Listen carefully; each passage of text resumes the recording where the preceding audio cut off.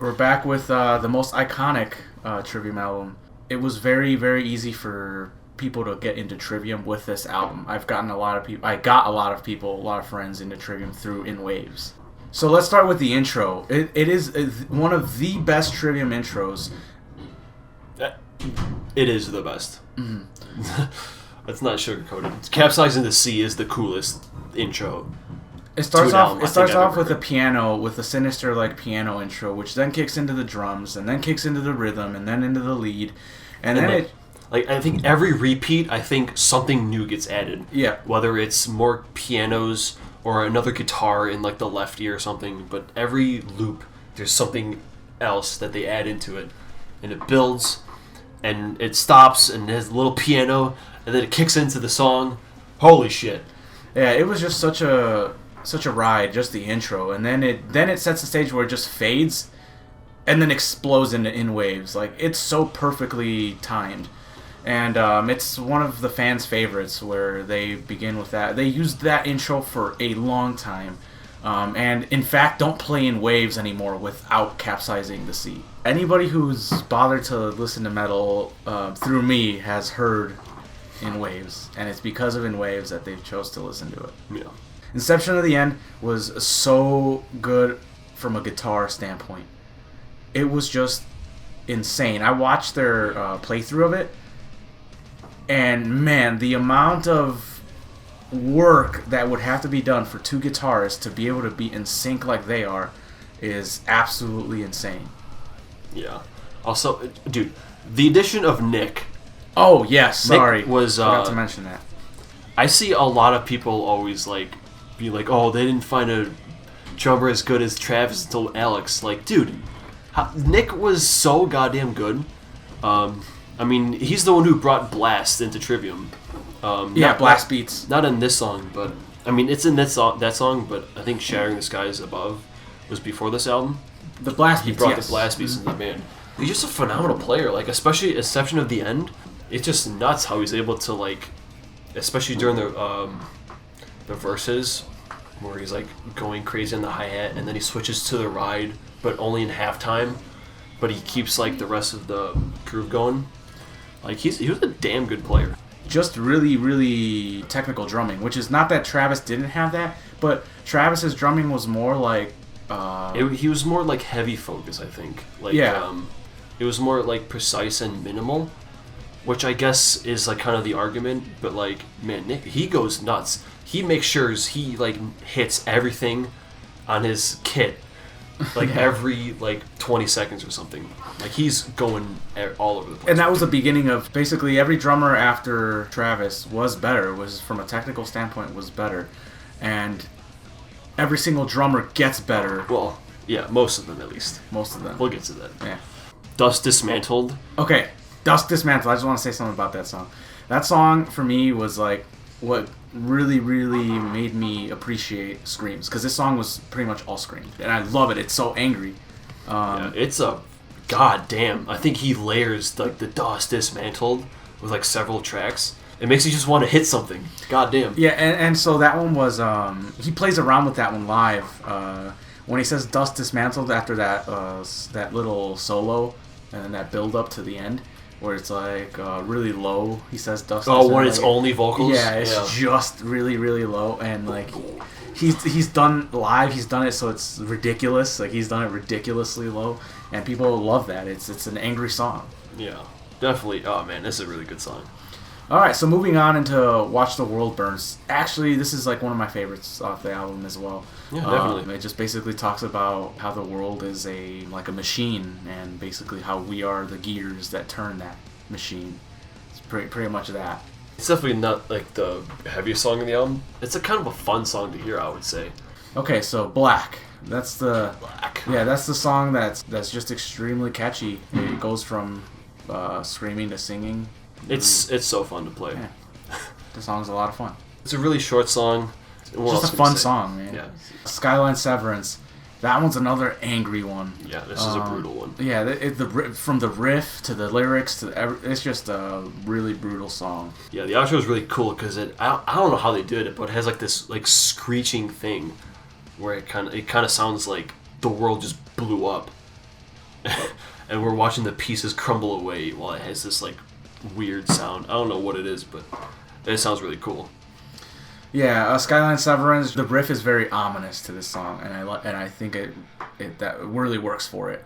On to one of my favorites as well. Built to Fall. Built to Fall. I was obsessed with this song for a very long time, and for a very good reason, because the meaning of it, for me, it ties into like more figures I've had in my life that basically were not good figures, built to fall. Like it explains why, and that you want to bury them, not so much like in a literal sense, but like in like a personal sense. Like you just want to bury them behind in your life.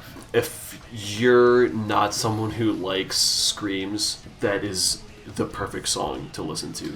And then there's the acoustic version too. That's extremely well done. Mm-hmm. So, I mean, yeah, this is a great song if you don't like screaming. Yeah, that's definitely that's the go-to song to like try to get you into it. I mean, he does it at the end, like in the background, but I don't know. It's another short song. Give it a listen. It's goddamn good. Caustic are the ties that bind. The song that I really like about the cleans, this is the one. It's such a powerful section as it says, caustic are the ties that bind. So as it ends there and it goes off, like it kind of like goes off into a little bit of a clean harmony. And it basically talks about having the strength to face his enemies, being willing to face adversity. What I love about this album is it has its own identity throughout the whole album. Sounds like in waves. Forsake Not the Dream has one of the most interesting song intros I've ever heard. Very different. Nothing I've ever seen that band do it up until that point.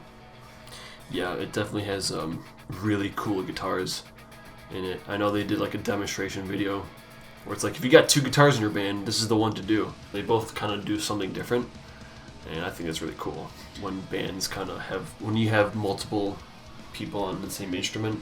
Yeah, and then it really demonstrated the vocals how good Matt had gotten at singing. Chaos Reigns, man, when I say that's a angry song, yeah, it basically it is what it sounds like. Chaos Reigns, it's chaos. That song is chaos. He screams Chaos Reigns like throughout the whole song. It's crazy. That's the one that I'm not too fond of. It's just a brutal track. If you like brutal tracks, that's it. Yeah. I don't know, it's just, I'll listen to it if I'm going through the album, but otherwise, it's probably my least favorite on the album. Of All These Yesterdays, I love that song. Yeah. Of All These Yesterdays is like their one, like it's kind of like, remember how we talked about before in Ascendancy, how it was like, there was a version of Dying in Your Arms that was much better and not cheesy. This is it. Like, this is what they were trying to do in Dying in Your Arms. But they nailed in Waves. Of All These Yesterdays is basically going through those same emotions of looking back at your past and looking at bad memories and memories that bring you pain. That's basically what this song is about. Yeah, it's just a really good, a nice clean exit to the album. You know, it started crazy and it ends very on a light note. Yeah, on a lighter note. What do you think about the album, like in waves? Like it starts with you like panicking, you're sinking or whatever, and then it ends with you like coming above the shores or something. That's how I like to think of it. I don't know. Besides the last track, Leaving This World Behind. Yeah, so it's a really good lead up to Leaving This World Behind. Yeah, it basically ends with the intro of Leaving This World Behind. Like, Of All These Yesterdays was a very, very calming song, but Leaving This World Behind is almost like a panic, like a last minute panic. Yeah. Of impending doom. That's a good way to put it. And there's a bunch of bonus tracks on like the deluxe, which, I mean, I have never seen a band do this, where they, instead of putting all the bonus tracks at the end, they kind of like sprinkle them throughout the other songs. Like Ensnare the Sun came before Built to Fall, which is just I don't know, it's a really cool like interlude piece. That's like one of the only other interlude tracks they've done besides Ashes. Just a really cool, like you're walking into like a palace. Yep. That's just really cool. Drowning in Slow Motion, A Gray So Dark. Those are okay. Yeah, they're just kind of just bonus tracks. Yeah. Then there was Shattering Skies Above, which is the coolest one. Oh my god. The best goddamn work Nick has done.